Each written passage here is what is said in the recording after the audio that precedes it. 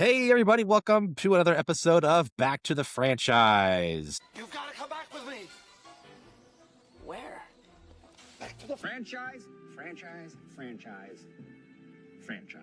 This is a very special episode today because we have a third party with us. Hey, yo. Well, allow us to introduce ourselves. My weakness is small knives. It's me, Timothy Glenn. And my co-host, he's the mayor of Tokyo. It's Tanner Wilcox. And our special guest today, he hates Aunt May's meatloaf. It's Andrew Tejada. Yes, I've been hiding it for 10 years, and finally, I can say it loud and proud. Sorry, Sally Field. Why didn't you tell me you didn't like my meatloaf? You could have said that to me 37 years ago. How many meatloaves have I made for you? You know, I think you're okay because Sally Field hates her own meatloaf too. So Yeah.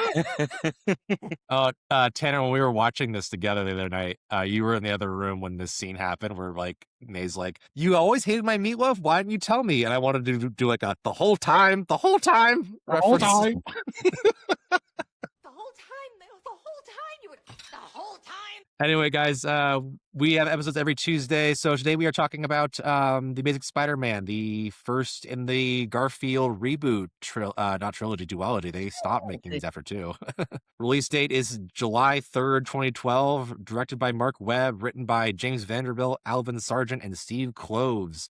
And guys, before we get into it, this is your spoiler warning if you have not seen the movie. Although, I mean, you know, this is kind of like one of those generic, like you can kind of predict what happens kind of movie. Someone's going to get bit by a spider. Sorry. You're going to see a movie you've already seen 10 years ago, basically, for most of it. If you just vaguely remember parts of it, it's probably the whole movie. Yeah. Anyway, but before we get into it, Andrew, I kind of buried the lead. You and I were colleagues at Watch Mojo together. Yes, back in 2023, which feels like 20 years ago. But yes, we had a show at one point too of live ranking. I managed to convince people that Elf was the best Christmas movie of all time. I managed to convince that over It's a Wonderful Life. So that's my personal accomplishment at Watch Mojo. Yeah, that's Andrew's one hot take that I remember is that he hates Jimmy Stewart and Christmas in general. I said it in a direct quote. It's a Wonderful Life is Christmas Carol if it's boring. That's how I still feel. Tanner, back me up. I don't disagree with that. Oh, God. Got another one. I don't like it as a Christmas movie. It's just kind of depressing. And I know that's the point, but I'm like, I don't need this version of A Christmas Carol because it takes all the Christmas joy out of it. Okay, we're not getting into like what's a Christmas movie because I am not trying. Like, I'll bring Die Hard into this and say it's not a Christmas movie. You guys, but you don't want me to be the villain here. So anyway, Andrew, thank you so much for joining us. It was always fun hanging out with you and recording with you as well back in the day. And one of the cool things about doing this is that it's been a good excuse for me to reconnect with some great people that I met at Watch Mojo. Yeah, it's been great. Yeah, thank you. Thank you for having me on. And yeah, look forward to us doing this. It's going to be a live rank of top 20 Amazing Spider-Man moments you wouldn't believe are Of the century so far. Yeah, of the century so far this year, this half of 2026 in Q3. Yeah, that's what we're doing. Oh man, I miss our ranking meetings and also our brainstorming sessions. They were there's some great creativity on our part. I feel like A lot of great ideas that never made it, but you know what? That's fine. Some ideas are bad. Yeah. And Andrew, just to be, I mean, we had the live show on Watch Mojo, but just to be doing like a podcast, the podcast proper with you after we were thinking about doing that for Watch Mojo movie podcast at one point, if you remember that one. Yes, that was on the table. It was pitched, but yeah, I don't think they wanted it, so that's fine. That's fine. We'll take our talents to South Beach, as they say, you know? Exactly. Live in the here and now.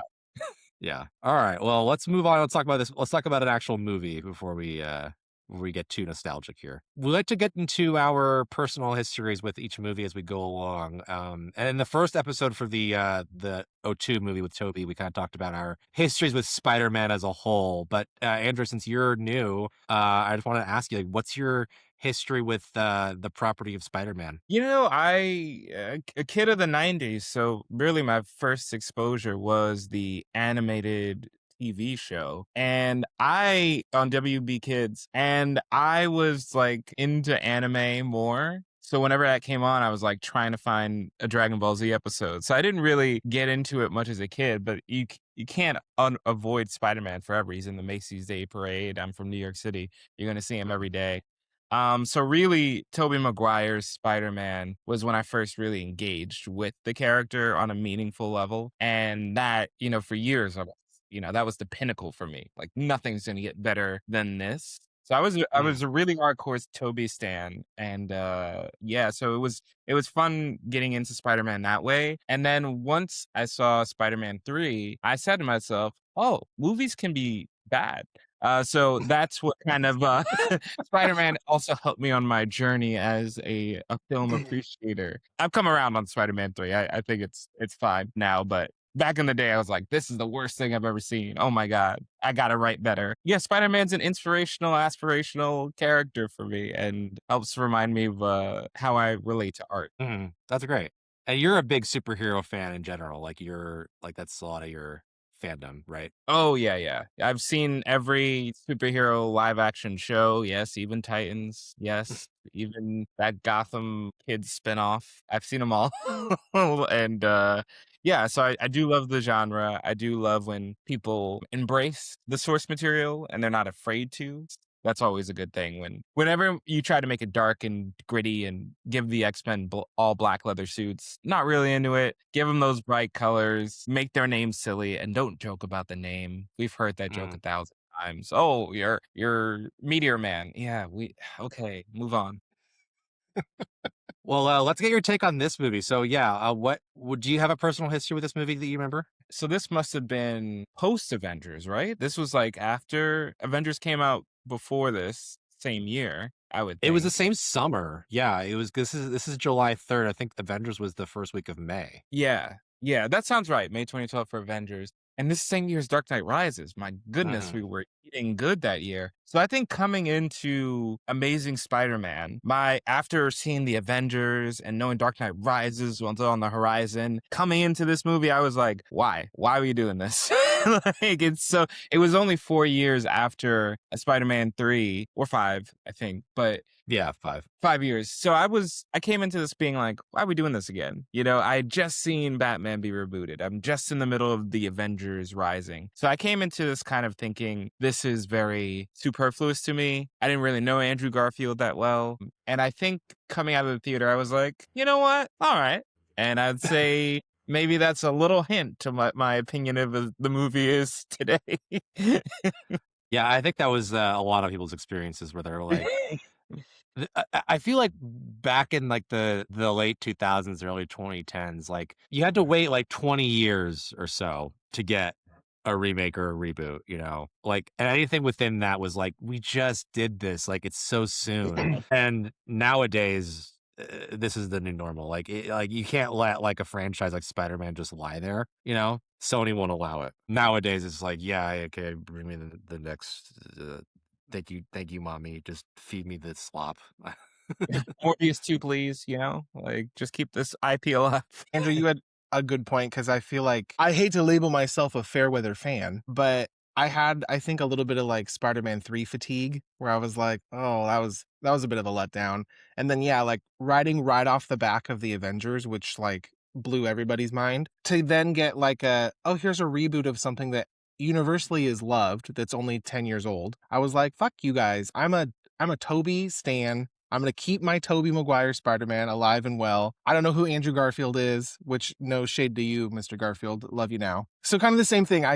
This to me was not exciting. It felt like a kind of a weak attempt at like a cash grab for me. So I was like, nope, We got Avengers. We got other stuff going on here. I don't need this. So I think it got buried a little bit too. Yeah, it's and the I mean I don't want to I don't want to jump too far into the box office receipts, but like yeah, it kind of was reflective in that like their enthusiasm for this movie was not like super high, so there is a dip between 3 and this movie. But then yeah, like but it's also not terrible, so like it's definitely better than the last one we got.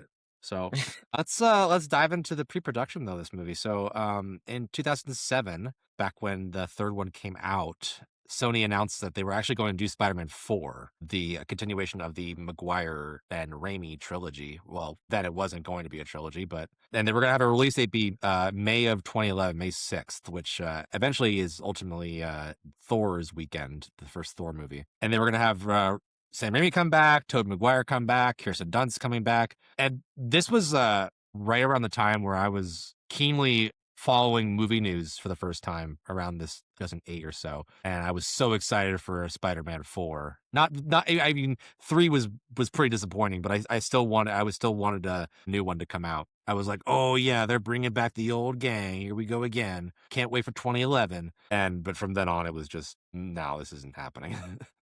They hired James Vanderbilt to write this movie, or Spider-Man 4 back then, in discussions for Spider-Man 5 and 6. They were also going to be doing a Venom spin-off movie, like a spin-off from the Venom from Spider-Man 3, which I was we're already in spoiler time for this movie and the last movie, but Venom died. So like, what would that even look like? I don't want to go on this too long, but I've always believed Spider-Man 3, instead of Eddie Brock, it should have been Jameson Jr. as the Venom, because he has an actual beef with Tobey Maguire already over stealing MJ. And he's an astronaut, like perfect setup for him to have gone and got the symbiote and brought it back down. I think that would have brought things, and to steal MJ away. So many things, but I think in theory it couldn't be Topher Grace again. So he'd be my pick for who gets the Venom symbiote, someone who lines up on paper. And he was huge at the time. Yeah, and I mean, I think the production of that movie, Venom, like it eventually after they move on from the Raimi-verse, does eventually morph into the Venom movie that we get with Tom Hardy as its own thing. It's just weird that like they kind of foisted Venom on that movie, like the producers in Spider-Man 3 made them do it, and now they're like, despite the backlash of how that worked out, like with that character specifically, they're like, no, let's go again, go, bring him back, we gotta do more Venom content. Well, let's move on to further pre-production. So 2008, they also hire a new guy to write, David Lindsay Bear, to do a rewrite for the movie, who had just done Robots. I don't know if you guys remember the Robots movie from Blue Sky. Yeah. I love that movie. Do you? Yes, 100%. And it's insane because David Lindsay Bear is a prolific theater playwright. He has so many things that are produced widely, especially in college theaters, because it's their first experience with kind of like edgier, darker material. He has this great talent for that, like mixing darkness and humor. And there's a little bit of that here, not as far as he usually goes, though. Okay, interesting. I didn't know all that. Yeah, it definitely feels like this movie kind of wants to be a little bit edgier. Like you can feel like the Dark Knight effect on superhero movies as of 2012 at this point, whether or not it's warranted for whatever superhero franchise you're talking about. But and then in 2009, they hire another writer, Gary Ross, the guy who ruined Tobey Maguire's back on Seabiscuit, to rewrite the movie. And I have some possible storylines at this point. So they were going to, in the earlier version of Spider-Man 4, do the lizard transformation finally. You got Dylan Baker, the actor who played Dr. Connors, like, oh, here we go. It's finally my turn, baby. Never gonna get it. That poor guy. Yeah, I like that actor. But just like waiting for like 10 years to be like, I'll get there. I'll pay my dues. I'll do my 2 scenes a movie. No. Well, I mean, he's not really like. I mean, I like that actor, but I don't know if he can lead like a movie as the villain in a Spider-Man movie. He's not going to put butts in seats. No. They also in this version of the script, they were gonna have Vulture be the villain of Spider-Man 4, and they wanted Ben Kingsley again. Which, Tanner, we talked about Ben Kingsley, like I think in Spider-Man 3, wasn't it, that his name was put around for Vulture as well. Uh-huh. And before that was also canned for that movie because this movie's crowded enough as it is. But they actually do cast this role for Vulture. They cast John Malkovich to play Vulture in Spider-Man 4. Thoughts about that bald actor? I think it would have been too intense, actually. I can't think of a John Malkovich thing that was campy. I know that's ironic to say he did a whole movie where he's just himself, but I think he would have been too jarring for like Toby. It doesn't seem like he's in the same world as them. Yeah, he'd be a vibe killer, I feel like, for this movie. 100%. It'd be like Christian Bale in Love and Thunder, just completely different movies. But at the total opposite end of the spectrum. Yeah. I think I would have preferred John Malkovich as Vulture than his Norman casting, though, in the original. Oh yes, we did bring up John Malkovich for Norman Osborn as one of the names they were kicking around. Yeah, I agree. I could definitely see him more as the Vulture than Norman, but it might just be the the baldness. It's just so funny how like every time they want to cast Vulture, and eventually they do cast a bald actor, but all they can think of are like we can't shave a head, or we can't put a bald cap on. Like there's no such thing. We got to get who doesn't have hair. Danny DeVito, you're next. The word on the street for this version of Vulture in Spider-Man 4 was that it was going to be a lot darker, and there was some rumors or reports that he was going to be killed by Spider-Man in the movie intentionally. Like it was gonna be like the Zod moment in Man of Steel, which I don't think I need in a Spider-Man movie. He's already killed people in the Spider-Man films. He killed Venom, kind of killed that robber, in the first movie. No, the pipe killed the robber. Yeah. And they also were going to cast Anne Hathaway to be in this movie, Spider-Man 4. Originally, she was going to be Felicia Hardy, a.k.a. Black Cat. And then it was going to be rewritten as her. She's going to be like a female Vulture character called the Vultress. So glad they didn't do that. No, please. No. Just no on that. But like through some weird like cultural like osmosis or whatever, like Hollywood has to cast her as like a cat themed supervillain. So the same summer we get her as Catwoman in The Dark Knight Rises. But good for her, because if I started as Felicia Hardy and then they were going to make me the Vultress, I'd pack that cat suit up and walk right over to WB and Christopher Nolan too. That's the better bet. She made the right call. Yeah. They got 3 movies out of it, She's now a Christopher Nolan stan, Oh yeah, because she was in Interstellar after that, right? Yep. And now she's in the Odyssey. She's still yet to work with Sam Raimi, so sucks for you, Raimi. Yeah. Could have had her and Send Help, but you had to settle for Rachel McAdams. I'm kidding. I love her in that movie. I'm just being that forward. So cut to 2010 for this pre-production history. So Sam Raimi drops out of Spider-Man 4, and he said that the reason that he dropped out was that the release date was looming, for 2011, and he was like, well, I can't make a quality Spider-Man 4 in that short amount of time, which I mean is kind of weird as a weird reason. I mean, I understand for him, like if they were like set on that release date that he couldn't make a good movie at that point, but just delay it. Like if you're Sony, like if you're really set on doing a Spider-Man 4 with the original people, like it doesn't have to come out in 2011. Yeah, I mean, Sony doesn't seem like a company that's too overly concerned with letting things bake that long. We almost got an El Muerto movie. El Muerto? Yeah. They were almost going to do a movie based on a character who appeared in literally one Spider-Man comic. That got really far along the way before Kraven and Venom 3 and Madam Web. Yeah, they're impulsive, Sony. Whatever sticks, basically.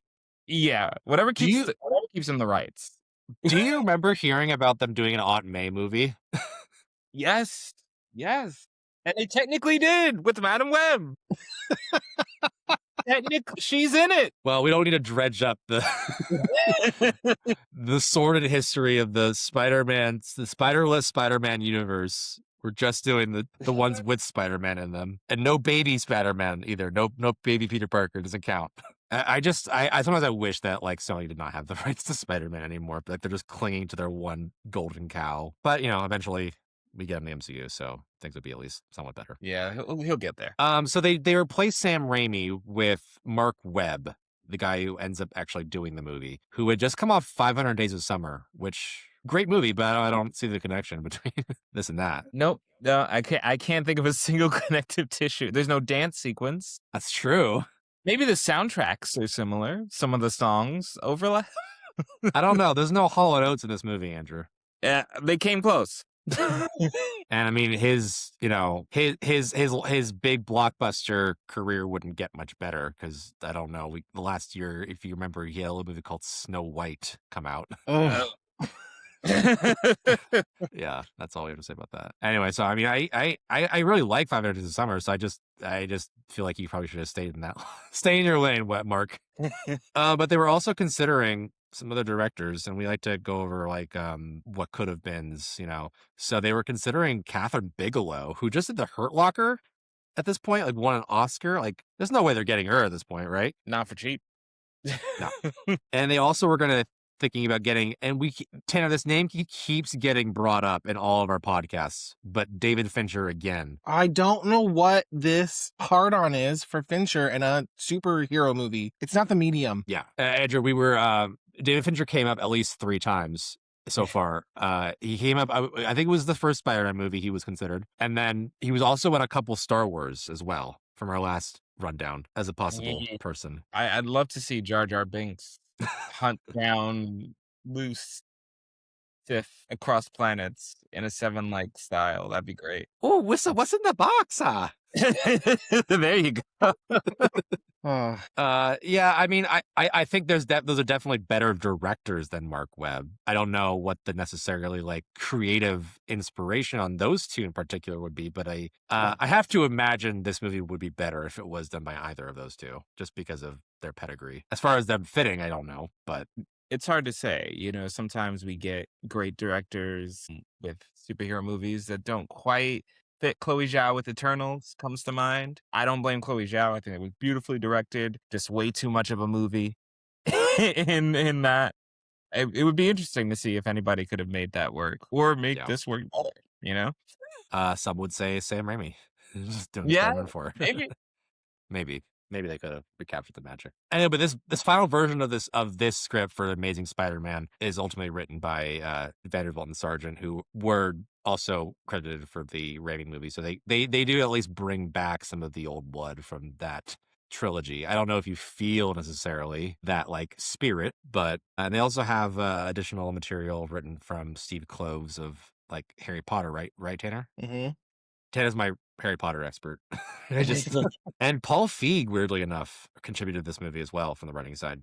But let's get into casting. So this is a big movie to cast. We'll start with Spider-Man. We ended up getting Andrew Garfield, who had just done The Social Network to play Spider-Man. We'd like to do this game, Andrew, called Yay or Nay. Since we have so many names here, I'm gonna give you a bunch of names as possible Peter Parkers, and you're gonna give me a one-word yay or nay, whether or not you think they would have been good at all. Not better than necessarily Andrew Garfield, but like, do you see them playing Peter Parker or Spider-Man? Mm-hmm. Okay, so I'm going to go in order. Michael Angarano. Nay. Drake Bell. There's a lot of baggage there. He was great. He was great animated. But because of his checkered past doing superhero movie and nothing else bad, I think that took him out of the running there. Okay. Jamie Bell, The Thing, eventually. Yes. Yay. I could see that. Okay. Frank Delane, who was young Voldemort, I think, in what was it? Half-Blood Prince? And then yes. He was for The Walking Dead eventually as well. Best character on that show. He's a fantastic actor. Nay, he'd make a much better Harry Osborn type. Much better. Yeah, I would agree with that. Han Solo himself, Alden Ehrenreich. Sure. I like him. I just, I don't know. I'm going to go nay. I'm going to commit. Peter Malerk himself, Josh Hutcherson. Yay. You know what? We need a short Spider-Man out there. Short King. Yeah. Speaking of short King myself, I want more short Spider-Man representation. Well, we were what was it with Spider-Man? Was it 2, Tanner, where they were kicking around when Tobey Maguire has back issue, they were gonna bring in Seth Green, maybe. Yeah, and oh my God, Speaking of short actors, possibly being Peter. Continuing. Aaron Johnson, or before he was Aaron Taylor Johnson at the time. Nay, he was born to play Craven. Along with like 5 other superheroes, but yes. Yeah. Joe Jonas. Nay. Yeah. Another alliterative actor, Logan Lerman. Yay. Yeah. Or Percy. Go for it. Okay. And then Anton Yelchin, the late great. R.I.P. I just haven't seen him enough. I would say nay, but I just don't. I hadn't seen him in enough to say for sure. But great guy. Tanner, is there any of those names on there that stand out to you, either good or bad? No, at first I was going to say like the Disney Channel kids kind of threw me, but really if you're trying to pull a younger crowd, who's more popular than the Jonas Brothers in 2012? So it makes sense why you'd throw it out there. I would have hated it to happen, but no, I think I agree with most of the ones that Andrew said yes to. Do you guys, is anybody on this list do you think would have been better? Like if you could in hindsight recast the role, would you? I personally, I don't think, like, I don't have enough qualm with like Garfield doing it that I would say this movie would have been 10 times better had we gotten a different like Peter Parker. Because I think he does fine. I don't think Andrew Garfield's a bad actor at all. I don't think that's my major problem with this movie. So no. I would say if they had committed to this being a really dark, going more towards Dark Knight direction, just because I've recently seen him in Half Man, Jamie Bell would have been really good for a darker version of the movie. But as it is, I think Andrew Garfield really wrote the line of like that inner turmoil and the brightness of it. But again, if we've gone darker, Jamie Bell, I think, might have been a slightly better fit. Yeah, let's just get another Billy Elliot to come be Spider-Man. Exactly. Make him British. Our Spider-Men must be British. That's the rule. Yeah, I mean, I can see Logan Lerman doing it. I don't know if that would have pulled in more seats, but yeah. And Tanner, so I'm going to have you do the yay or nay for Emma Stone, or for Gwen Stacy, okay? Great. Because I got a lot of names here, and I'm sure you have a lot of thoughts on these people. Diana Agron of Glee. Nay. Emily Browning of the Series of Unfortunate Events. Nay. Lily Collins of Phil Collins. Nay. Brooklyn Decker, the model. Nay. Hilary Duff, your girl. Oh, my girl. H-Duff. I'm going to say nay, though. Her acting chop's not there. Oh, finally we agree. I love her to death, but the girl she's mid on the screen. Ashley Greene of Twilight. Nay. I'm feeling negative, but nay. Okay. Controversies aside, Amber Heard. 2012 Amber Heard, like, for me, it's a nay. I can see why people would have made her a yay. She's blonde. Anna Kendrick, speaking of Twilight. Yay. Only because I think she can do anything. She's not my first pick, but yay. I don't know how I feel. Okay, sorry. I can't pass up Anna Kendrick talk and not talk about her. As a blonde, I don't see it. No, I don't like her in this role. Had it gone to her, I'm sure she would have made it work. I just wouldn't have picked her. And I'm gonna backtrack actually. Diana Agron, you're coming off of the high of Glee. She also did The Family this year, I think, right? Or was that the year before? I think it was with Robert 2013. De Niro and Michelle Pfeiffer. It was the year after. Okay. She was kind of dipping her toes into more serious mediums anyway with that, and like what she did, I'm number 4. So I think she could have done it. So I'll say yay to Diana Agron. Okay, retroactive yay. Your girl Lindsay Lohan. Nay. Okay. Your girl Sarah Paxton of Shark Night 3D. Yeah. Yay. Very ambivalent yay. Imogen Poots. Yay. 28 weeks later. Ia Wasikowska. Nay. Which you have to pronounce it that way. Teresa Palmer. Another I am number 4 girl. Nay. Okay. Emma Roberts. Yay. Okay. Scout Taylor Compton of Halloween. Nay. And lastly, Mary Elizabeth Winstead. Yay. Okay. Is there any one of those in particular that you want to yay of your yays? Probably Mary Elizabeth is like the best, one of the better like acting. I don't like it because I feel like a lot of them on like the acting side, not my favorite, or just looks wise, not to like a lot of those women are not like naturally blonde. So I think it would have been a little like you said, Anna Kendrick is a blonde. A little jarring, but yeah, probably if it wasn't going to be Emma Stone, probably like Mary Elizabeth Winstead. Yeah, I don't know. Has she been blonde before? I can't picture her that way. I mean, she's been 5 different hair colors in Scott Pilgrim alone. I was going to say, you can throw any wig on her in Scott Pilgrim, and she made that work, so. Yeah. Andrew, is there any of these names that stand out to you? She has been blonde. I just looked it up. Okay. Not bad. Um, I agree. Mary Elizabeth Winstead. I like Emily Browning, but I think for both Emily Browning and Mary Elizabeth Winstead, there's a not a weird sense of humor, but a very particular sense of humor they're going for, a very realistic, grounded. And Mary Elizabeth Winstead, I feel she's great at going over the top with humor and playing bigger, which wouldn't fit here. And I also feel Emily Browning, I just haven't seen enough of her natural comedy chops to say. So I feel like Mary's closest, but again, there's just a wry sense of humor that I don't think any of the people you named could have really. I don't think it would have felt as natural as it did. You think they made the right call with Emma Stone? Absolutely. Yeah, in that list, I think she's the only one that I could think of pulling off that kind of. It's a Black Widow-esque performance of like they're really good at the jokes and having that natural chemistry. They feel natural in a way that's not too far removed from what the world's trying to do. Yeah. I'll throw some love. I think I agree. I think Emma Stone is great in this movie, and I wouldn't recast her, but I will throw some love on Imogen Poots because I think she also has like that really natural charisma that Emma Stone has, especially in her later career. She's done a lot of really cool things, so I could see her playing Gwen Stacy personally. Oh yeah, she's great. She's also fantastic. Yeah. But there's no like among this list, there's no one here that I would be like, oh, never. You know. Although I mean, I feel like Lindsay would have been a tough sell if they wanted it at this time. Yeah, I think so. Okay, let's move on to the lizard. So Dr. Kirk Connors, played by, and Tanner and I Googled how to pronounce this before we started, Rhys Ifans. And I only have one name on here, so this is a really quick yay or nay. So we'll see what you guys think about this one as a possible casting. They were very seriously considering Michael Fassbender for this role. Yay! I mean, come on. This is ruined because because First Class was a year before this. I guess he got Class immediately after turning this down, or however that went. But no, he would have.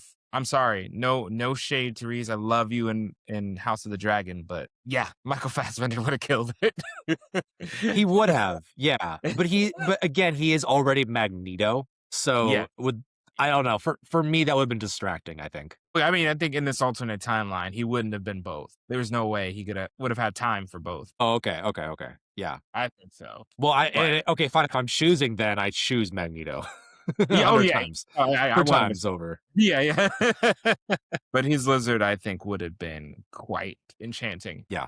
I mean, powerhouse actor right there. Okay, so that's it for in terms of actors or the possible actors that could have been cast in this movie. For the rest of the actors, I only have who ended up playing them. So we got Dennis Leary as George Stacy, which I think this is the only thing I've seen him in live action. I just like think of Diego from Ice Age. Yeah. That's it.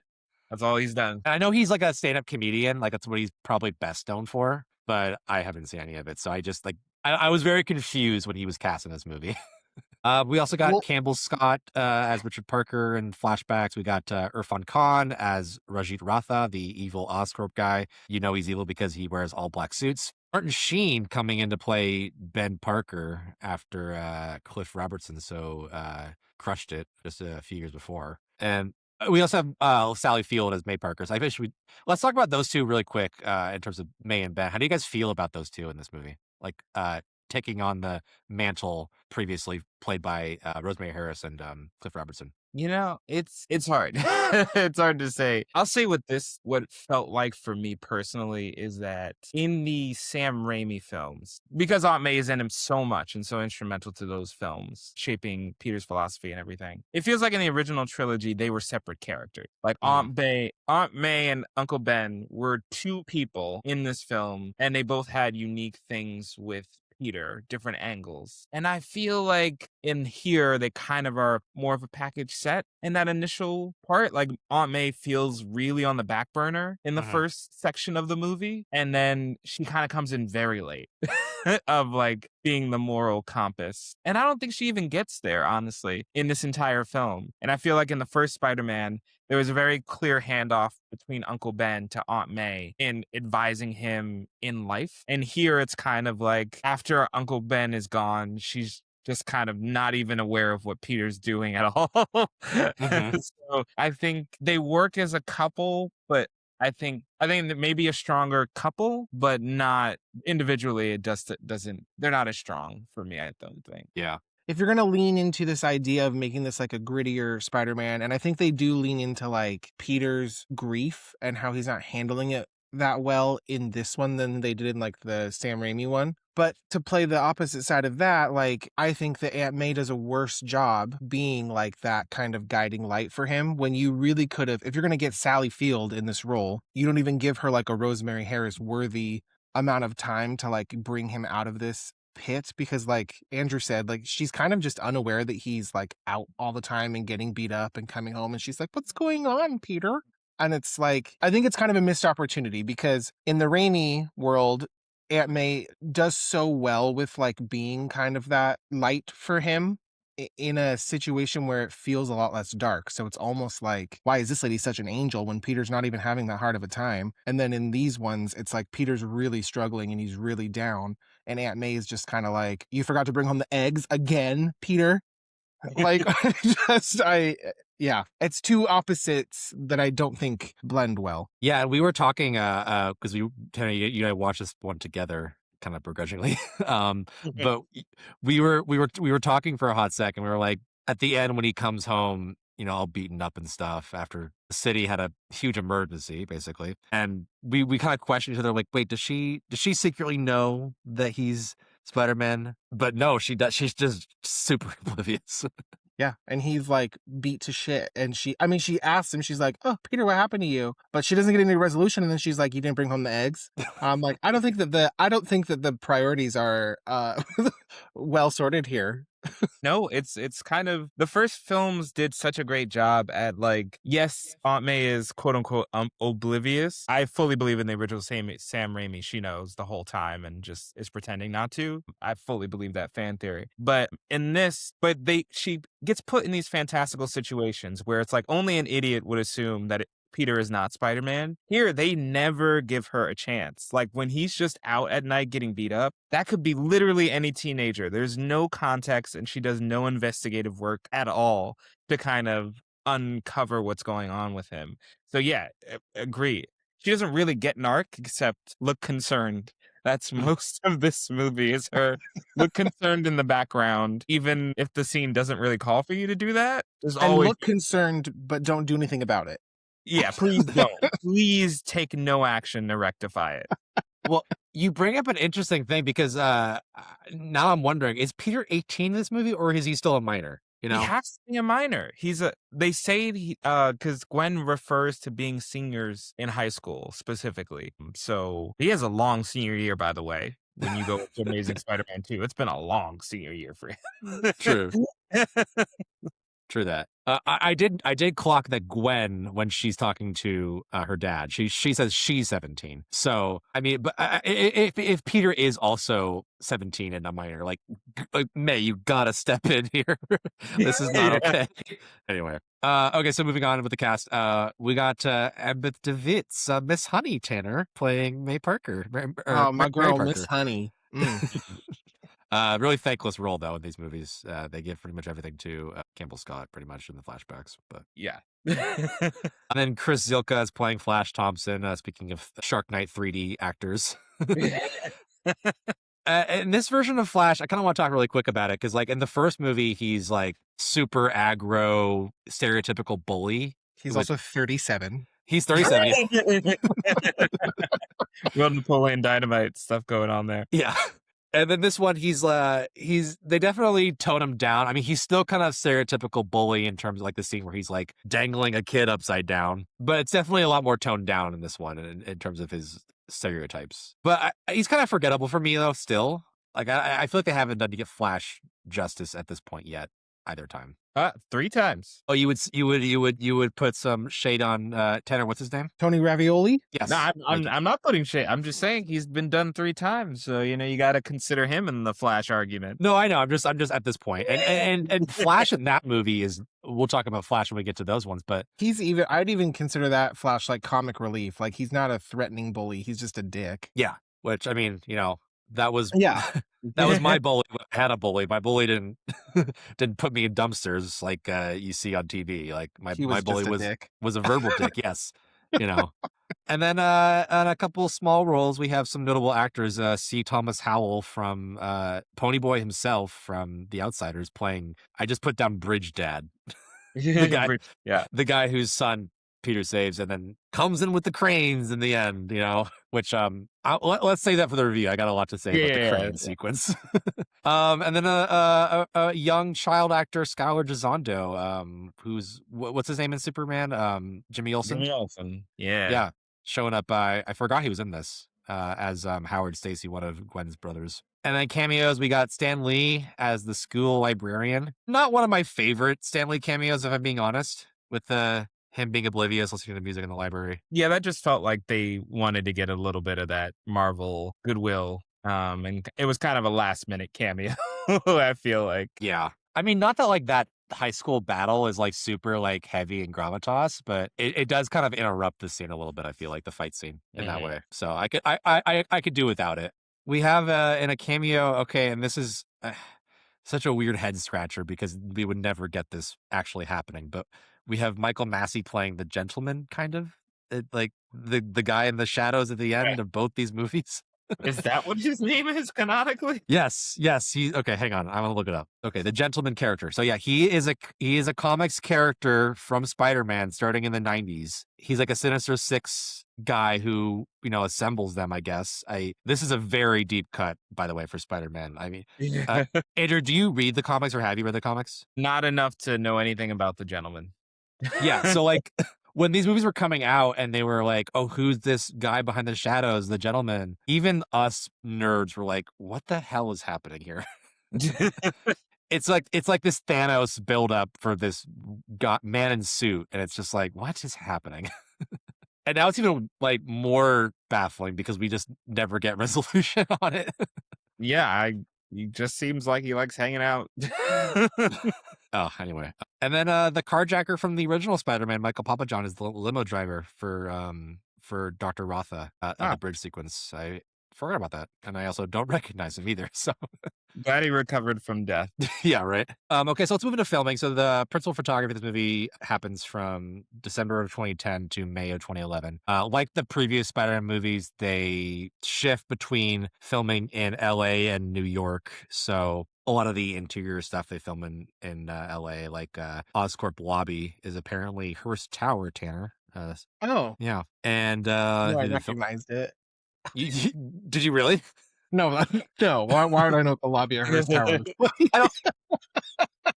I don't. Well, I just feel like we make like Hearst references from other media, like "Can it, Patty Hearst" or whatever. Like, I don't know if you had like a quip about that or not, but the high school was filmed in LA too. But Andrew, as a native New Yorker, how do you feel about this movie being filmed in Brooklyn? It's just a relief it's not LA or England most of the time. So I feel like it, unlike many New York movies, the only egregious moment is the train. The train is completely wrong. Yeah, it's not even close. But besides that, there's no glaring. I mean, also the high school campus. To be honest, that kind of campus would not exist in Manhattan. Yeah, as somebody who went to school in California, high school, where there were like a lot of open spaces. Yeah, I definitely see that since it was filmed in California. Are they supposed to still be in Queens though in this movie? Like Peter and May? Because it's clearly not. No. I mean, there are parts of Queens that could look like that, but it's too wide. The streets are way too big. You're swimming in those streets. So I can't say that's true, but they tried. They tried. Okay, I just Googled it. So in this particular movie, yes, it's still supposed to be Queens, even though it was filmed in Brooklyn. Yeah. I mean, I went to Queens once when I was a kid, and that's all my experience with New York City. But even I can, as someone who's played Grand Theft Auto 4 like 8 times, I recognize Brooklyn when I see it. Yeah. By the way, Brooklyn has the L train, right? Like they could have just. It does during certain parts of Brooklyn. Yeah. So could they have filmed Spider-Man 2 that sequence, just like set it in Brooklyn and not say it's Manhattan? Yeah, I mean, they could. Midtown High, they don't explicitly say it's Manhattan, but that's always the implication that he's going to Manhattan for school. If they had set that school in Brooklyn, maybe they could have gotten away with it. But again, it just does not look like any New York City high school. It just doesn't. You can't convince anyone from here that that's a high school. Okay. I was interested to get your take because I grew up in like San Francisco area as a kid, and that's like when I see movies depict like that on screen in terms of like the environment and like the geography of it, always really bothers me. Like that's the one for me that gets me because I know how things look there and how you get around. Anyway, so I was interested to get your take on Spider-Man since you're. It's a really good effort. It's not as egregious as Civil War. That the opening of not Captain America, or Alex is it Garland who did Civil War? Oh, Civil War, the movie from 2 years ago. Yeah. That huge space that's clearly Montreal or somewhere that's supposed to be New York City. Come on. In the beginning of the movie. Yeah. Horrible. And John Wick using the LIRR or Metro North as the 4 train was just so painful. They almost had it. They were so close. Interesting. I mean, I'm sure as like since you live in the biggest city in the world, like that's gonna happen more often for you for when you're watching movies. But most of Gotham was shot in my high school, so I have that going for me. Most of Gotham, the TV show. Yes. Where were they in school in that show? They weren't. They use so many locations. They have doubled. My high school doubled for Arkham Asylum. It doubled for the police commissioner headquarters. It doubled for a scene where like they're dropping someone down a staircase. Many scenes in Gotham were set in Brooklyn Tech, and it is hilarious. Oh, interesting. I mean, I sometimes when I would watch that show, I can't even tell they filmed it outside. So. At all. But I'm glad that they actually were doing some New York stuff for Gotham. Anyway, a little tangent, but before we get into the review, let's just talk about post-production. The only note we really talk about for post-production stuff is like the score. And we talked about the score for a hot sec before we started recording. James Horner scores this. How do you guys feel about the score? Tim, I'll go. Yes, please. We were rewatching this, and there's this scene where Gwen walks out of when Peter goes over for dinner, and it doesn't go well, and he goes out onto the roof, which is already weird because the movie makes it look like he's leaving, and then he's just on like the terrace, which is odd, with a jacket he didn't grab. So good for that. And then Gwen goes out to meet him, and it plays 4 notes, and I was like, oh, Titanic. And it's literally the same melody as when Rose gets the heart of the ocean put on her neck for the first. And I said, this is in Titanic. And Tim goes, well, it was James Horner. And I said, I don't know what's happening, but I've heard this melody before. And he goes, well, he, classically kind of recycles his score pieces. And that was like glaring to me. Yeah, I mean, I haven't seen. I've probably seen Titanic a few times, maybe, but not enough to really recognize the. Aside from the, of course, the major theme of that movie, musically. But yeah, James Horner was one of those composers that, like whenever I watch Avatar, and you hear like the. No, like this is bad. I just hear Enemy at the Gates because that was all over that movie, and it bugs the crap out of me. But in terms of this score in particular, I kind of feel like, and this movie in particular, in general too, they were trying to replicate the first movie or the first trilogy, but also trying to strike out on their own and deliver something new and exciting. And in terms of the score, I don't feel like it's nearly as iconic as the Raimi score or the Danny Elfman score from the Raimi movies. Agreed. Yeah, I don't recall. I somebody can definitely call me out on this, but I don't remember much licensed music being used in any of the previous Raimi, and I can't think of Holland any particular songs that jump out as being used. Like maybe the Hi Ho Let's Go. I won't sing that because copyright. But it fit, and to me, less of a score thing, but the choice of a very slow Coldplay song when Peter discovers his powers. My girlfriend was beside herself at the song choice there because it could have been whimsical or epic, but Coldplay, not quite in either category there. Was that the song that was playing when he was having like that skateboarding montage? Yes. Yes. Okay. The skateboarding I'm Spider-Man montage was sponsored by Coldplay. I don't know what they were trying to do with that, but I don't think they succeeded. You know, I'm not a Coldplay stan, so I don't recognize it as Coldplay when it happens. And in fact, every time I think I rewatch this movie and I keep forgetting and I keep asking myself the same question, I'm like, is that Philip Phillips? Yeah, yes, because of the second movie, Yes. you're thinking Yes. Philip Phillips. Yeah. It's my Mandela or whatever, like thinking Yeah. it's the second movie. And like, oh, they just used Philip Phillips twice. Because in 2012, like Philip Phillips was everywhere, you know? One of the few he was an American Idol guy, right? Like he broke out from that show. Yeah. Yes. Anyway, I just assume that it's him when I hear that. And then I have the same, I'm like, oh no, that's the next movie. But Andrew, how dare you forget the licensed music of Raindrops Falling on My Head from Spider-Man 2? Well, sorry. So you can fact check me on this. I think before in other movies, in the new and old, anytime I remember licensed music, I think it's very specific, very geared towards the scene, and it always like uplifted it or added something like new to it. This one just is so distracting. It's really distracting.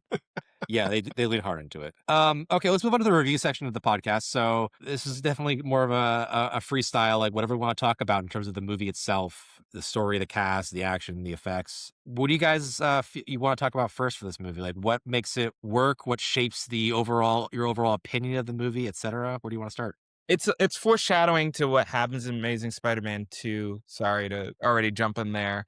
No. Of a movie that is split between two identities. And this movie doesn't have that big of a problem with it. But I think we have a movie here that wants to give us a darker take on Spider-Man. And I do think those parts work. I do think the idea of a Spider-Man starting out not trying to help people for an extended period of time. Tobey's Spider-Man, it was very brief. He tried to do one wrestling match as Spider-Man, had the encounter with the thief, and then immediately turned hero. Where here we have a good 20, 30 minutes where he's Spider-Man for himself. And I think that is a really great idea. And I really like that they leaned into that and had him have an arc to decide to become a hero. I think that was really great. But I think the setup for that doesn't support it neatly. I really think the flashback stuff, which becomes a much bigger problem in the second movie again, really doesn't set us up for success because you set up this Peter that feels like an outcast. That's why and very family driven, so much that he would hunt anyone who killed his Uncle Ben. You set him up as this. That's who he is in the middle chunk of the movie. But in the first part, he's kind of just like, he's good with Ben, but I don't believe he's going to go and hunt people every night to try to save that Ben because you have so much stuff. He has so much baggage with his dad.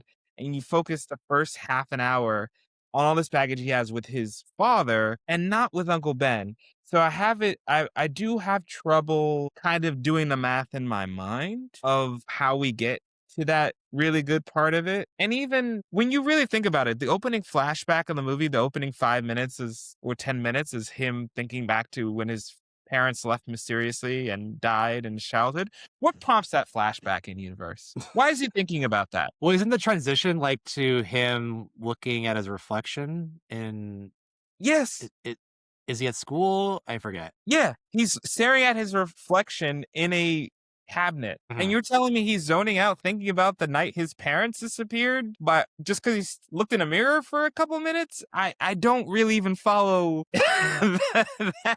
Is he constantly thinking about this? Always. It haunts him all the time. Yeah, that's why I have trouble just doing the math of between these two Peters at the beginning. I like where he ends up, but the setup to get him there just feels a little all over the place for me. And I think that's what holds back the engagement, which I think is really crucial to this have been on the level of a Tobey or a Tom Holland, where you really understand who they are right away. You know exactly who those Peters are. So you're on them with the journey. But here I feel like I don't know who Andrew Garfield's Peter is initially. And that kind of holds it back for me in terms of me getting engaged and really trying to love him as much as the other two. Yeah, this movie kind of like has I feel like this movie has an identity crisis in terms of how it judges itself. Like this movie starts with this like J.J. Abrams mystery box, you know, with the parents and what they were doing and why they were killed and whatnot. And then it kind of forgets about that. And then it gets into, oh, Uncle Ben is dead and his killer is out there. And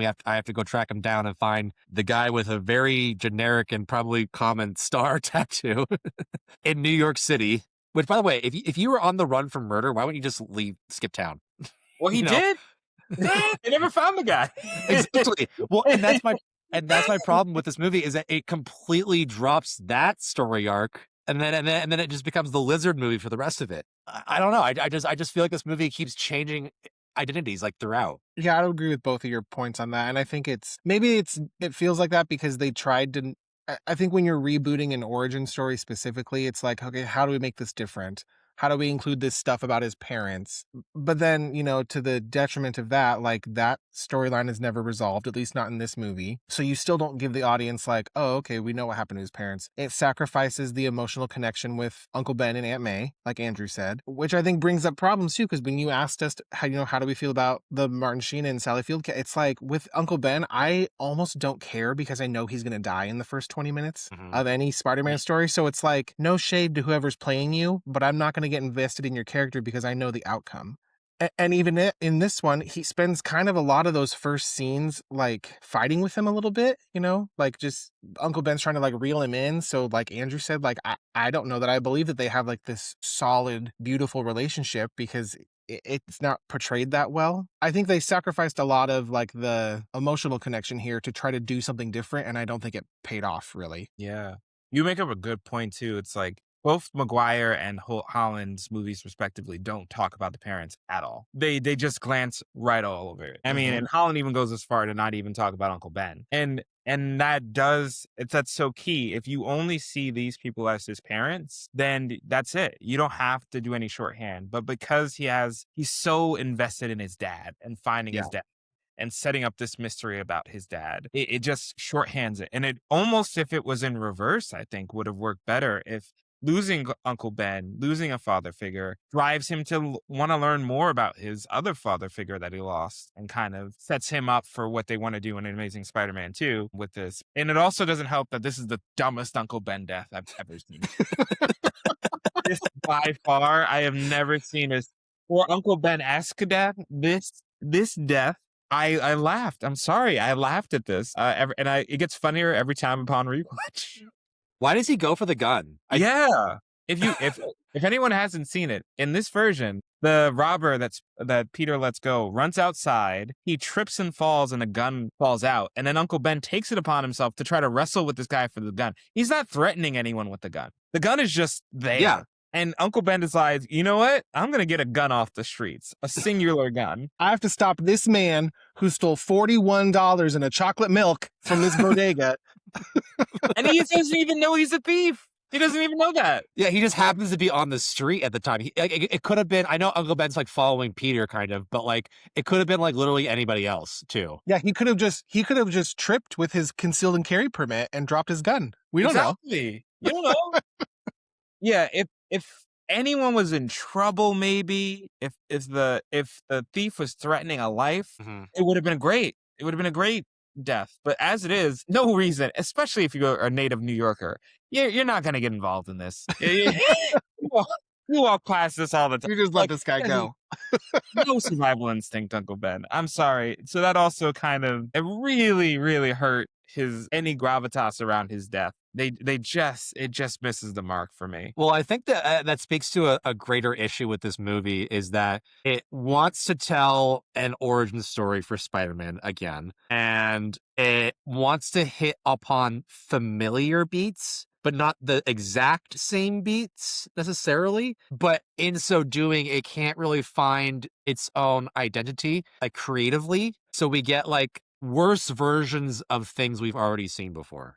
In so many different regards. So like Peter getting bit by the spider, Uncle Ben dying, you know, Peter falling into a wrestling ring for 30 seconds. And so I feel like they were like, oh, we have to kill Uncle Ben, but we can't do it the exact same way. How else can we kill him? And they didn't really come up with a really good reason.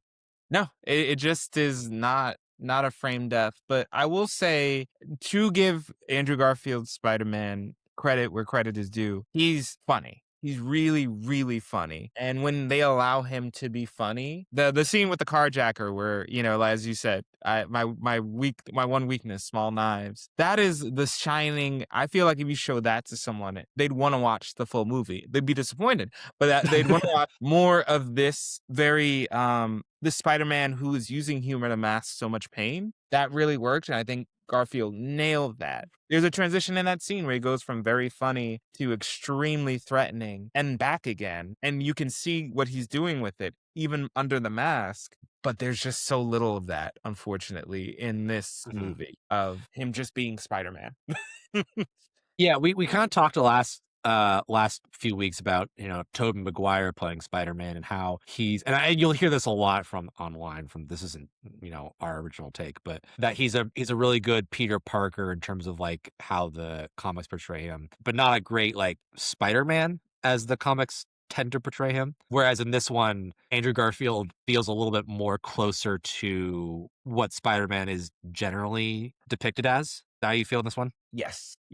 He does fit Spider-Man extremely well. When he has the suit on, I have almost no issues whatsoever with what I'm watching. And I think he gives a great emotional performance. He's acting so well in this movie, but I just don't think the material is setting him up to have this arc that we've seen in all of the other Spider-Mans that came before and after. He just doesn't get the chance. Yeah, it's a shame. I mean, like Toby will always be my Spider-Man just because of how I was at the right age for it. But like, if you were to single out the three actors, I would say, if you had to ask me like who is the best actor in general, I would say Andrew Garfield, hands down, across his body of work. But he definitely does not get the best material as Spider-Man or in Spider-Man movies. So it's a little disappointing in that regard. He also does not get the best material for his actual suit because it is garbage. Oh. I hate the suit in this movie. I hate it. Yeah, this is my least favorite suit too. We were bashing on it during our watch. Yeah. How do you feel, Andrew, about the suit? You know what? I'm going to give it this. And this is my honest opinion. This is a great first draft suit for me personally, because anytime a Spider-Man comes up, I'm like, what are the sewing skills that each Spider-Man has? Yeah. Tobey Maguire's first suit after the wrestling match, insane. I don't believe it for a second. And Tom Holland, great workaround. Tony Stark starts supplying him with suits, and years later he has to sew his first one. Great. But here, I think, given what he would have had access to as a teenager in that specific 2012 time, I do think this is a good concept suit. And I'm glad they upgrade it off screen later on. But I think for the era, it should look a little janky. It should look not right. The first suit. I firmly believe that. I like it. Yeah. Okay, so you like its badness, I guess you're trying to say. I do like its badness. I do like that clearly someone just put this together from what they could order on Bing, the official sponsor of Amazing Spider-Man. For me, it's the eyes. It's the orange tinted sunglasses or whatever that he uses. It just feels wrong to me. Other than that, it would be a forgettable suit. Spider-Man having tinted eyes is not right for me. Let's talk more about Andrew Garfield in terms of Peter, as the character himself. How do we? He's definitely not nearly as nerdy as Peter Parker usually is. I mean, he's an outcast, and I always, whenever I think of this movie, I think of this one of the first honest trailers is really funny where they're like, meet Peter Parker. He's just your average, handsome, charming, funny, athletic loser, And that's kind of how I feel. It's like, in what world would he be bullied in this movie? Who would want to bully this amazing specimen of a human being? I don't know. I don't even look. This is gonna be a hot take. I don't even think he's a nerd. Everybody mentions that he's good at photography. Everyone says he's smart, but to be honest with you, he steals the big decay rate algorithm from his dad. He just straight up takes that from his dad and gives it to the lizard. And that's his, supposed to be his smartest moment in the movie. And he fully plagiarizes it and takes credit for it. And Connor still thinks that Peter came up with that. So I think they went a little too far to try to make him cool. in this version because I just don't get. People have to keep telling me he's smart. I don't believe he's smart. I think he's of average intelligence. Took a couple of AP courses, but I don't. I'm not seeing the super genius that Maguire and Holland give off from this. You know, it's funny because in No Way Home, when they bring the three together, they almost treat him like an idiot compared to Holland and Maguire. Yeah. But yeah, I mean, I agree with you too, Tim. Like, why is he getting bullied? Because in my high school, he'd be conventionally one of the most attractive people there. He's got good hair. He skates well. He's got a dope like bomber jack. Like, this is a cool kid in my school. So why the ability to pull Gwen Stacy is not out of the realm of possibility for me for this guy. So I'm like, okay, I don't know why you're trying to beat him up. Yeah. Speaking of Gwen Stacy, let's talk about their dynamic in this movie. And then this is one of the few things I think really work in this movie is the like banter between Peter and Gwen. And obviously that makes sense because Andrew Garfield and Emma Stone dated in real life because of this movie for a while. So they already had like natural chemistry on screen. So I like them together. I agree. I unashamedly found myself smiling anytime they're just on the screen exchanging banter. Their scenes are always good. You can bring in story problems and everything, but they have such great chemistry, such great banter. They're so emotionally honest, and it does feel like this is the only person Peter's honest with fully. Any kind of vulnerability comes just to Gwen, which I think is really interesting choice for this character. So yeah, I think I love their dynamic. I think they're perfect together. And I mean, we didn't know at the time that Emma Stone would be a 2-time Oscar winner, but like it's really showing like just how good of an actor she is, that she elevates the material in this movie so well, even when she's not acting alongside Andrew Garfield. Like she's really, really bringing it. Like they give this Gwen so much more to do and like more to herself because she's already the intern at Oscorp. She's already in this movie. I believe that she's smarter than Peter. She's scientifically like doing more. And that girl would be perfectly fine to take her bangs and her go-go boots and walk on off to Oscorp and be a CEO at 33, and she would do it just fine. Like she doesn't need Peter in this movie, but she compliments him well, and I think that that's good for their relationship. Like I just like that she's not just blonde hair and big boobs and something to oogle at in this movie, and I think it's a nice change for Gwen. We were talking though in our watch, Tanner, how like for someone who is 17, she has an absurd amount of power at Oscorp. Who gave her the security clearance for this building? I want to know. I'm like, she's not even an employee. And she's got e-codes for everywhere. And she's a minor. Yeah, and I'm like, this girl's 17 and she's rewriting the security algorithm for this multi-billion-dollar corporation that's working on bioweapons. Yeah, and then the next movie, she's just going to college? Like, no, stay here. Stay here. You have a career already, and you're not even out of high school. Well, while we're talking about Oscorp, so they do a lot of like setup in this movie with Norman Osborn being like this figure in the background setting up sequel stuff. But it's just like a plot device kind of thing, really. And to talk about the villain in particular, how do you guys feel about Dr. Connor / the Lizard in this movie? I think they did a really good job bringing a giant alien from Signs into this movie. That's what the face of this lizard looks like. It's so distracting to me.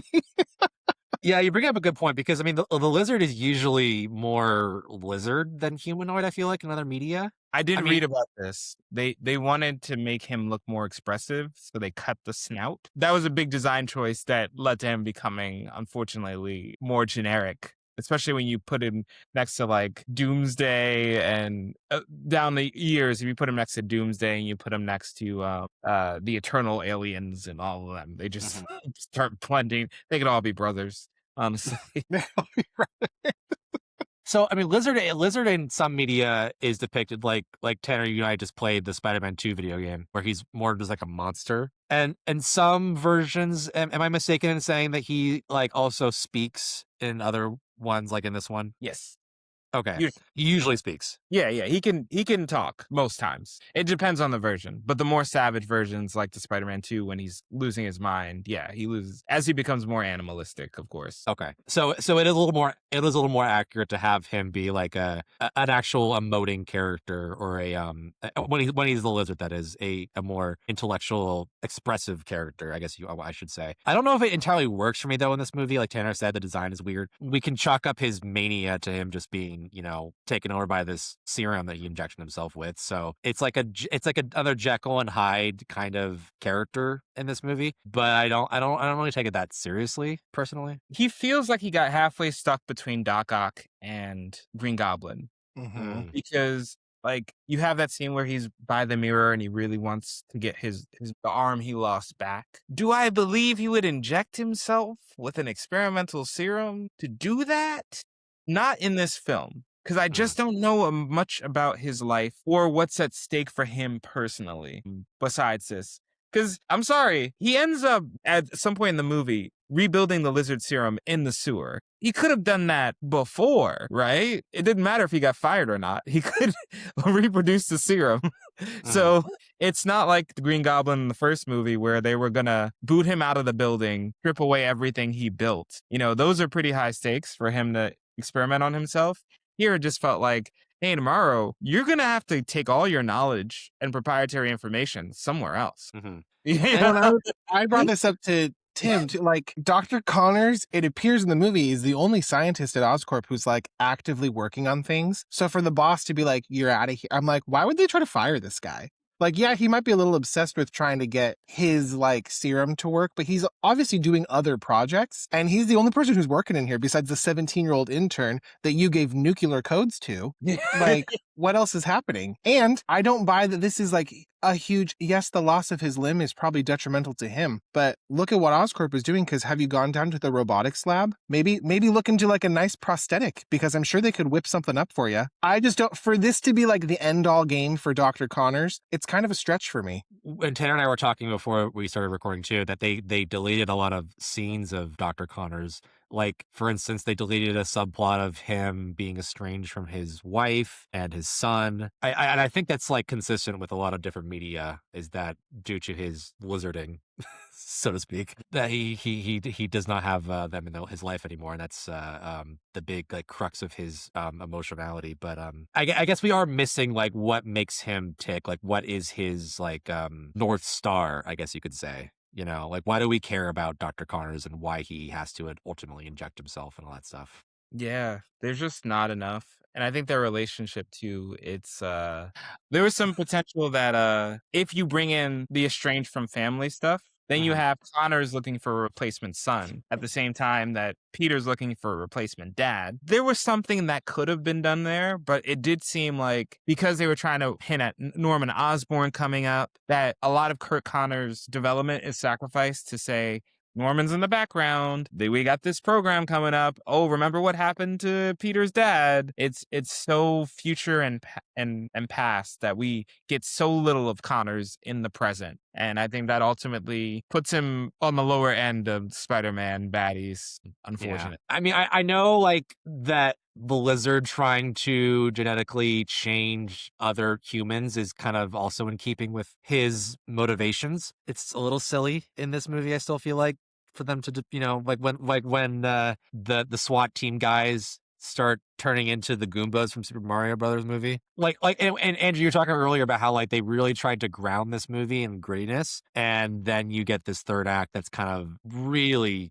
I don't know, like silly. I don't know. I don't feel like it fits personally. No, and I think it's all to do with where they start him. Because Connors at the beginning of this movie is kind of like the college professor in the original Raimi trilogy. He's just a normal guy. And it would be as jarring to see that guy inhale the Green Goblin serum and become a supervillain as it was here, because he has so far to go before he's turning people into lizards. The leap happens almost entirely off camera in that sewer. So I think if you had started him a little bit as contrast to Peter's dad, he was a scientist that was pushing boundaries, willing to go to that next level. If you see him doing some like questionable experiments at the beginning. I believe he'd go here by the end, but because at the beginning he seems to be this very ethical scientist, and there's just that one line where he's like, Norman suit guy is just like, oh, you know what happened to the last person who wouldn't cross ethical lines, right? And that's the only thing we get. But besides that, he seems pretty clean for most of the movie. So I think because he's so ordinary and average, it's just a lot to accept that he's like, all right, lizard people is the next thing I want to do. Lizard people. I the whole don't city. think so. I don't think so. Yeah, and it's not really in keeping with what the movie sets up in the beginning too either. Like if it was more tied into Dr. Connors' history with Richard, Peter's dad, you know, or if maybe there was some stuff in there with the Uncle Ben saga or whatever, you know, like I just don't feel like it connects really to the first half of the movie. Yeah. And couldn't you just go inside? Like to avoid this? It's an air cloud. Just go inside. Close the doors. Well, we had talked about that too. At the resolution of this movie, it's like, what if one of the lizard people went into the sewer or went inside a building and they didn't like swallow this antidote cloud serum? Like, how are you sure you didn't miss somebody? Right. Yeah. Before we move on from the review section, I want to talk about how, and Tanner, we've actually neglected to talk about this in the other movies because this is a thing that keeps happening, is just in these Spider movies, just like the sheer coincidence of everything. Oh. Everybody in Peter's life gets superpowers and becomes a villain and unconnected entirely with the fact that Peter is Spider-Man. Again, we have this guy who just happened to know his dad and just happens to also be the mentor of the girl that Peter likes at school, who just so happens to inject himself with a serum. And this happens in all these movies, basically. But it's not like a universe breaking, like it doesn't ruin the movie for me. But it's just like one of those things where it's like, how many times can this keep happening? Yeah, for people who aren't pre-connected to Peter Parker before Spider-Man, it's shocking how many of them intertwine with his life out of the millions of people in New York City. This whole plot doesn't happen if the basement doesn't flood in the beginning and they find that, and Peter finds a satchel. The entire plot doesn't even happen. And Ben was going to throw that shit away. This would have been an extremely short movie. So that's like the big coincidence that starts it all off, which is really hard to accept. But I do think the coincidence that does work for me is Gwen Stacy's dad as the police captain. I think they did do really well with that. I think that contrast of him teaching Peter about what true justice is and pushing him towards a better path in the vacuum of a father figure in this darker version, I think that does work for me. Their dynamic. And it's a really great preview to Homecoming, that Guess Who's Coming to Dinner twist too. But yeah, no, I did. That's something I liked. I did like, even though he doesn't come into the movie for like 50 minutes. I always forget that Captain Stacy is a non-issue until, I mean, I get it. Like Peter has to be Spider-Man first for him to be relevant. But like, and one more thing I want to talk about before we move on is I can't stand this this, hey guys, we got to get the Crane team together to get Spider-Man, the Crane to get up to the building because oops, we accidentally shot him and we can't make it out without us. And good thing we have cranes in every other building on this block. Like, I just, am I alone in that, or is that? No, I mean, and Tim, we talked about the unbelievability of stunts and like the car on fire dangling from the bridge. I'm like, you control the web. Could you just dunk the car and put the fire out? No, this didn't need to be this paramount of a situation for me, but okay. In total, I have no way of doing this barometer, but it does feel like this is the least action in any Spider-Man film as well. They do have some great set pieces. I do think, though there are issues with the school fight, it is a fun new environment for him to have a fight. I love that moment where Lizard takes 2 random chemicals and makes an explosion, though that should not be in a high school lab. I think Andrew Garfield's physicality is really great, and the final fight is also it works for me, you know, because Lizard is so imposing he can't beat him. I do like that kind of thing, but yeah, the crane thing, was it even needed? Well, it's just, sorry, I keep harping on the coincidences thing, but he just happened to have saved his kid on the bridge, and that's why this all happens. It's like in Training Day, where it's like Ethan Hawke saves the one guy who's going to murder his sister from a bad guy, and then it pays off later on completely inexplicably. You could tell they really wanted to recreate 1 and 2's like big New Yorkers stand up for Spider-Man Mhm. moments. But the crucial problem being Spider-Man in this universe had not done enough to earn that. So it had to Yes. be the literal one guy. The that was one like, person he saved in this movie is Kid. yeah, that's it. Because, yeah, otherwise, again, on a normal day, a New Yorker would have been like, guess we're all turning into lizards. All right. There's nothing we can do about this. Okay, well, is there anything else about the movie quality or whatever that you guys want to talk about before we move on? One thing I have to bring up is it's a twofer of very quick dangling threads they never resolve. One, that giant rat monster, giant rat lizard monster Oh yeah. is accidentally made. What's that about? Please address it. And really huge missed opportunity. When he first goes to Oscorp, he steals the identity of Rodrigo Guevara, Justice for Rodrigo, because Rodrigo is pulled out of the building during his internship. He probably had generations that were waiting for this moment, but he was booted out of the building, maybe even faced police action, and he should have come back as the villain in the next movie. He should be Electro. Yeah, because he should have been Electro, because he deserved his revenge against Peter. That would have been like some serious like spot in Across the Spider-Verse, like, you hit me with a bagel. Exactly.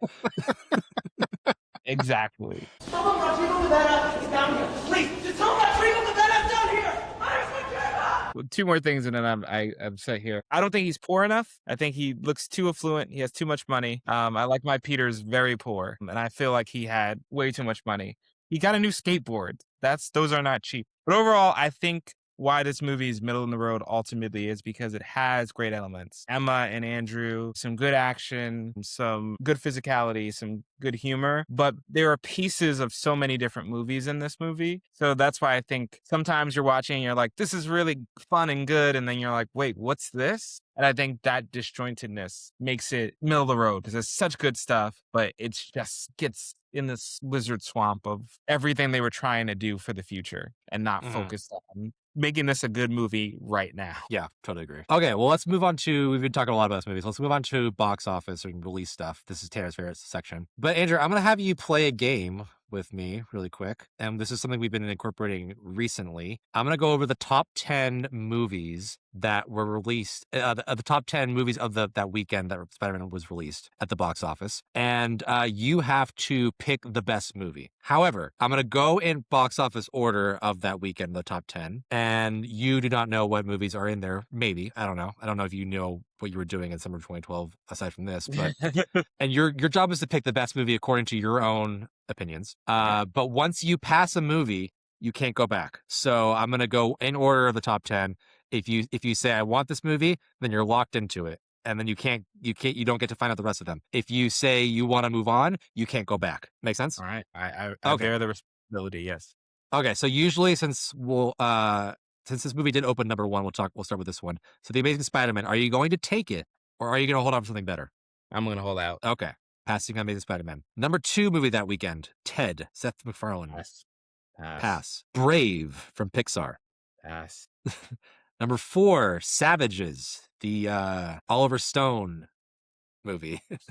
Damn, I'm getting myself in the corner. Pass.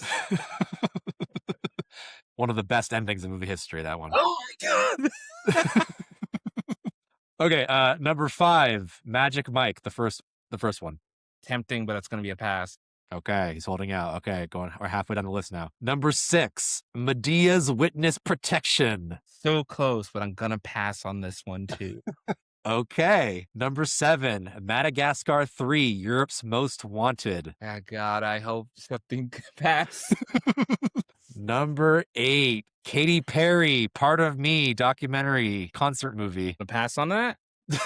Number 9, Moonrise Kingdom, Wes Anderson. I will accept because I'll accept what happens next because I'm going to pass one more time. Oh, so you're locking yourself into number 10 movie. Yes. Okay, this is a first. This is a first for this game. Okay, so Andrew, the movie you have chosen at number 10 is To Rome with Love, directed by Woody Allen. Oh. Congratulations, Andrew. Given the information I have, I probably would have stopped at Brave. That's weird because 2012, the summer, I mean, I feel like Avengers is right outside there because that was an early May release. Yeah. Were you waiting for that? I was holding out that this would either give us Avengers or Dark Knight Rises was somewhere in there still, or a Looper. I was holding out to hear Looper, but alas. Yeah, I don't remember when Looper came out that year, but Dark Knight I think was like still 2 or 3 weeks out from this point. Oh, I was gonna say, wasn't Dark Knight Rises a July release? Like, yeah, that I think it was should like be on there. latest July or mid-July. Okay. Yeah. Yeah, this was an interesting one because I feel like there are some good movies here, but not like great ones, you know? Yeah, this is a good weekend to Don't do feel it. bad, Andrew. I often do not do well at this game. Although I probably would have stopped at Brave too. I'm like, Yeah. we're gonna. I just thought maybe not Woody Allen was behind the door. You know? No. I didn't know he was still making movies in 2012. Yeah, he hadn't gotten. We weren't mad enough. We knew at this point, but we still weren't quite against him yet. If I had to choose in this list, I might pick Moonrise Kingdom, but even that's not my favorite Wes Anderson movie personally. But yeah. Okay, so yeah, that was the box office top 10. So yeah, opening weekend, this movie makes $62 million, which today would be 89.9. Although this was open on a Wednesday, so I think that sounds low for today. But I think if it was a Friday, it would have done better. It was the number one movie weekend. One next weekend, it got dethroned. It got dethroned by Ice Age: Continental Drift. So it wouldn't have gotten much better for you, Andrew, if we went more weekend. Yeah, man. Domestically, this movie makes $262 million, which today would be 380. So not as much as the last couple Spider-Man movies, unfortunately, even adjusted for inflation. It's the number 7 movie of 2012 domestically. Number 1 was The Avengers at 623, so way far advanced. And this movie is sandwiched on that list by number 6, Twilight Saga: Breaking Dawn Part 2 at 292 million, which I'm sad that movie made more than this. The state of our country. I would have taken that one if that was on the list. Would you really? And then number 8 was Brave at 237, so did better than that one. Worldwide, this movie makes $757 million, which today would be just over $1 billion, so it is at least in that club today. It is also the number 7 movie worldwide for 2012. Again, number 1 is Avengers, and again, number 6 ahead of Spider-Man is Twilight, with about $50 million more, or $70 million. Number 8 is Madagascar 3, the best of the Madagascars. If I'm gonna go out there on a limb and say that the third one is the best. And on a budget of about $200 million to $230, this movie probably makes a small profit for Sony. Not the huge smashing success that they wanted, but good enough to make another one for now. And then we'll move on to critical reactions. So yeah, we're kind of on page with like how people felt at the time for this one. Like, it was good enough, but not great, and definitely not nearly as good as a couple of the Raimi movies, the early ones. A lot of the things that they, all of the reviews I read for this movie, the positives they had were like the cast, the sense of humor was good, the romance in particular between Gwen and Peter were good. But again, some of the negatives that we talked about, the villain was kind of forgettable and silly. And this was the beginning of people being sick, I feel like, of origin story movies, especially for origin story movies they'd already gotten. Like, this is the last time we get a recycled, origin story. And now oftentimes superhero movies will just kind of skip entirely, even if it's something we don't know about yet. Yeah, did you tell that to Zack Snyder and Dawn of Justice? Because I think he or Man of Steel. Yeah, I think he missed those notes. Okay, he missed those notes, but yes. But nowadays, I feel like when people think origin story, especially after this movie, they kind of roll their eyes and they're like, "Oh, great! Just give us Fantastic Four already being Fantastic Four." Yeah.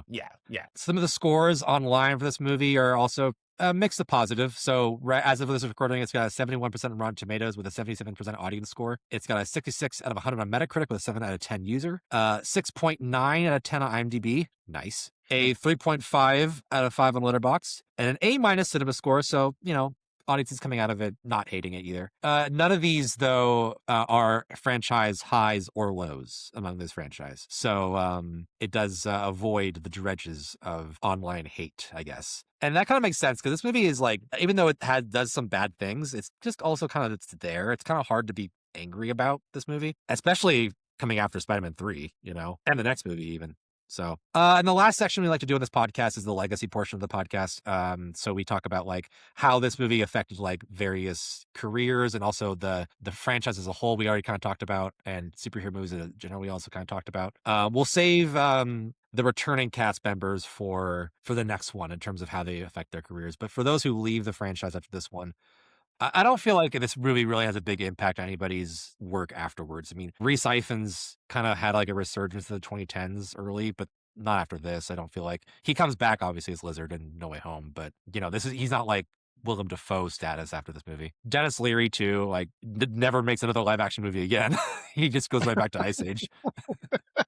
But you know what? There's a new Ice Age coming out, Tim. That's true, and I don't like to, on this podcast, say definitively what we're going to be doing in the future. I did have that on the calendar for us, Tanner, to do the Ice Age movies, but then I took it off once Narnia moved in. I think it's a better option. So we almost would be talking about Ice Age, but Martin Sheen also I kind of feel like goes away after this movie. I mean, his Uncle Ben's kind of forgettable.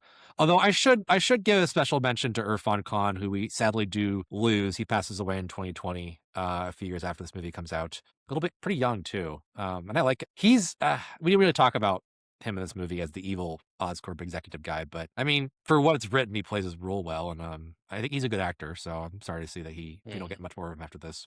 Okay, so that's going to do it for The Amazing Spider-Man. Thank you guys so much for talking about it. But before we go, Tanner, do the song. Oh, is it time for pop culture shoutouts? It's time for pop culture shoutouts. And Andrew, since you're a guest, we'll let you go first. Is there anything you want to talk about that you've been enjoying lately or not? Yeah.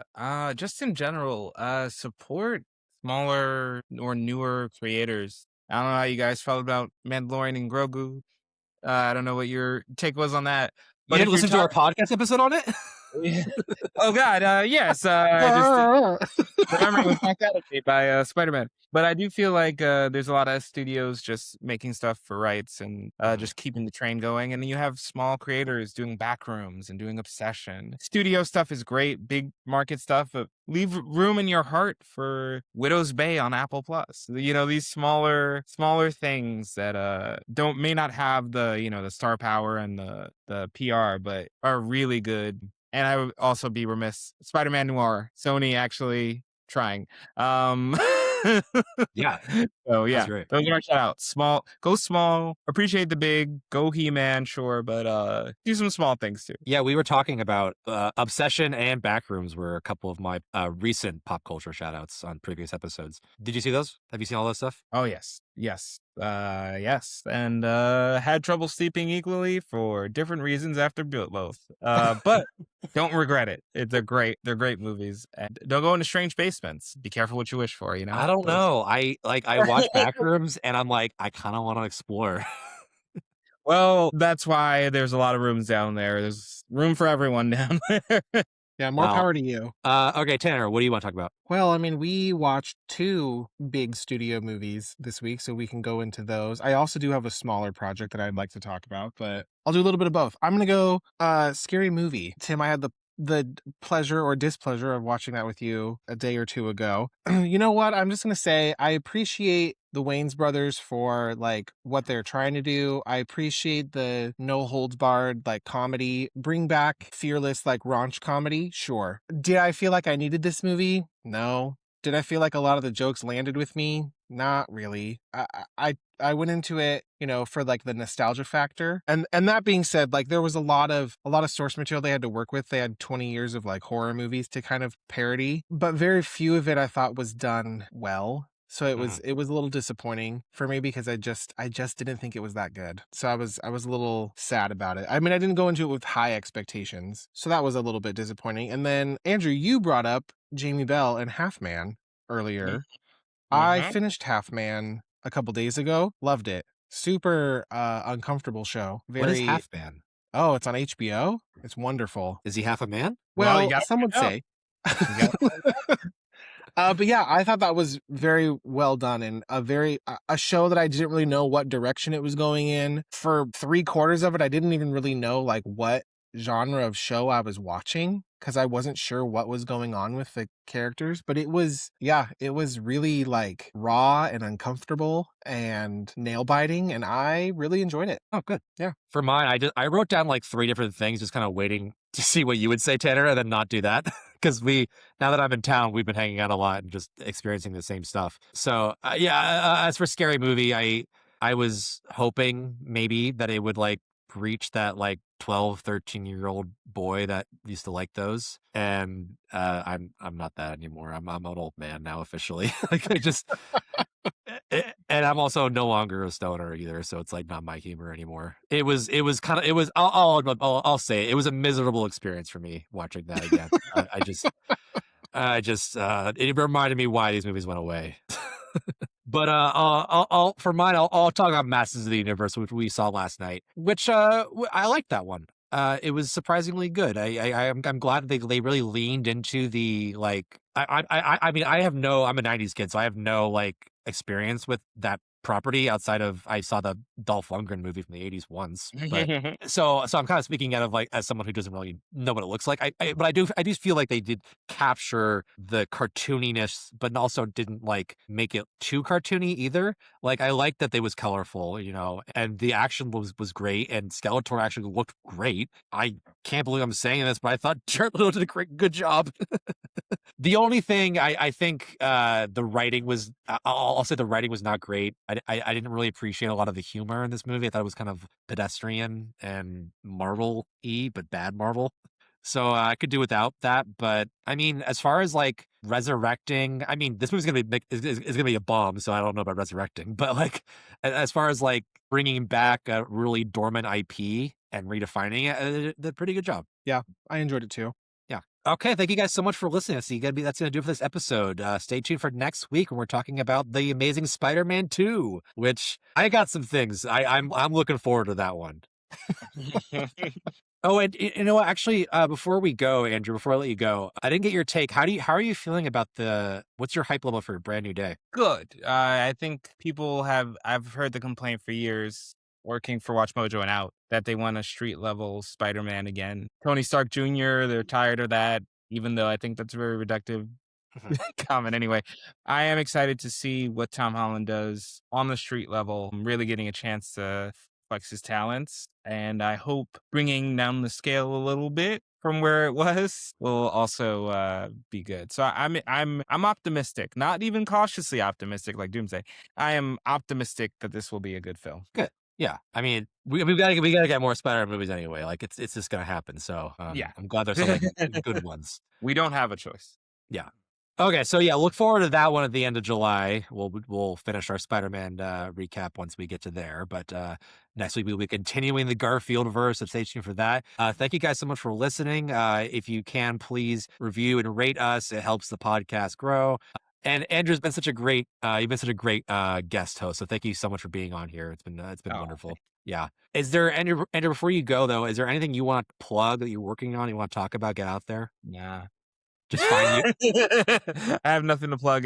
Unless you live in New York City, I've got a production of The Tempest coming up. Andrew Arete is my Instagram, Arete. That's it. That's all I got going right now. Are you in the play?